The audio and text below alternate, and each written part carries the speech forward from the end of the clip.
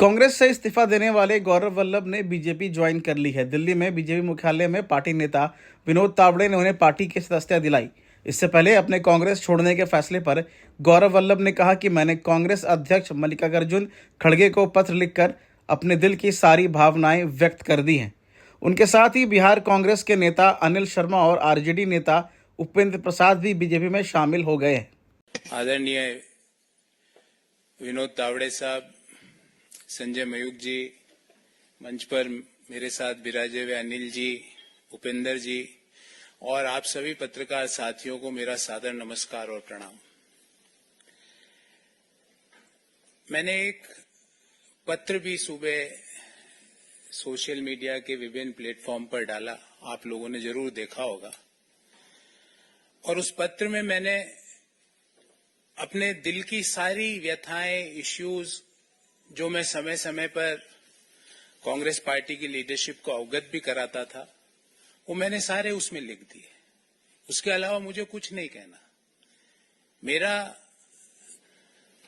दृष्टिकोण शुरू से यह रहा है कि भगवान श्री राम का मंदिर बने, न्योता मिले और हम न्योते को कांग्रेस पार्टी लिख के भेजे कि हम नहीं जाएंगे, मैं इसे स्वीकार नहीं कर सकता। देश में मैं अर्थशास्त्र का विद्यार्थी हूं। बड़े समय तक अर्थशास्त्र और वित्त देश के प्रतिष्ठित संस्थाओं में पढ़ाया भी है मैंने। सुबह से शाम वेल्थ क्रिएटर्स को गाली, उन नीतियों को गाली, निजीकरण, उदारीकरण, वैश्वीकरण, जो पूरी दुनिया मानती है कि जो डॉक्टर मनमोहन सिंह जी और पीवी नरसिम्हा राव जी की सरकार ने किया, उन नीतियों को गाली। कोई बिजनेस करे उसको गाली, कोई विनिवेश में पार्टिसिपेट करे उसको गाली, एयर इंडिया कोई कंपनी खरीदे तो वो गलत। तो मुझे लगता है कि कहीं ना कहीं जो नीतियां हैं और जो इश्यूज हैं उसको कांग्रेस पार्टी टैकल करने में कहीं ना कहीं बड़े गैप उसके अंदर आ रहे हैं। और मैंने अपनी चिट्ठी में भी यही लिखा है। और मैंने प्रमुख कारण यह बताया कि मेरे में इतनी ताकत नहीं है कि मैं सुबह से शाम बैठकर वेल्थ क्रिएटर्स को गाली देता फिरूं। मैं नहीं दे सकता।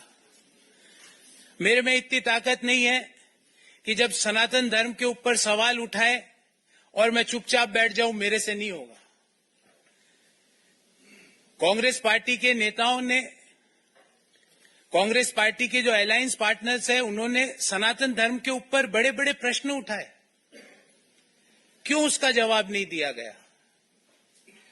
एक इश्यू तो आप छोड़ नहीं सकते ना, उस इश्यू को तो आपको जवाब तो देना। धर्म के मामले में आप चुप्पी साध लो, जो गालियां दे रहे हैं सनातन को आप चुप्पी साध लेते हो। वेल्थ क्रिएटर्स को जो गाली दे रहा है आप चुप्पी साध लेते हो और उल्टा गालियां दे रहे हो। देश में वेल्थ क्रिएशन जुर्म नहीं हो सकता। देश में जो नीतियां उदारीकरण की, निजीकरण की, वैश्वीकरण की नीतियां हैं वो गलत नहीं हो सकती। आज आप इसलिए उन चीजों को गलत बोलते हो क्योंकि वो एक ऐसे व्यक्ति उन चीजों को आगे लेके जा रहा है जिनको आपको सुबह से शाम गाली देनी है। मैंने कम से कम 300-400 प्रेस वार्ताएं करी है साथियों। आपने भी कहीं ना कहीं मुझे जरूर देखा होगा।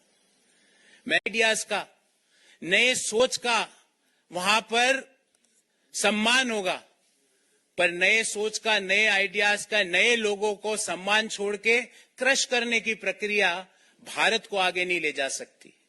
और अल्टीमेटली हमारी आइडियोलॉजीज, पार्टीज की, पॉलिटिकल राजनीतिक पार्टियों की आइडियोलॉजीज अलग अलग हो सकती है, पर एक आइडियोलॉजी जो हम सबको जोड़ती है वो भारत को आगे ले जाने की आइडियोलॉजी। और उसी आइडियोलॉजी को ध्यान में रखते हुए जो विकसित भारत की जो संकल्पना है उसको आगे ले जाने के लिए जो आइडियोलॉजी ने मुझे आकर्षित किया और मैंने आज भारतीय जनता पार्टी ज्वाइन करी। मुझे उम्मीद है मैं अपनी योग्यता का, अपने ज्ञान का, अपनी समझ का प्रयोग भारत को आगे ले जाने में जरूर